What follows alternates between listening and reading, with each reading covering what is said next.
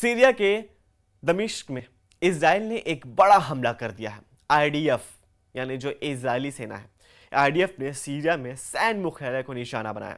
Drone और fighter jet से Israeli सेना ने यह हमला किया है। वहीं इस हमले के बाद इजराइल के पीएम नेतन्याहू का बयान सामने आया है।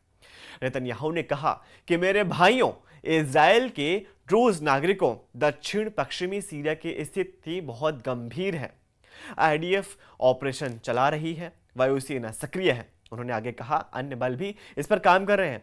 साथ ही साथ कहा कि हम अपने ड्रूज भाइयों को बचाने और सीरियाई शासन की गतिविधियों को खत्म करने के लिए काम कर रहे हैं। नेतन्याहू ने आगे कहा कि अब मेरी आपसे एक विनती है, आप इजराइल के नागरिक हैं, कृपया सीमा पार ना करें, आप अपनी जान जोखिम में न डालें।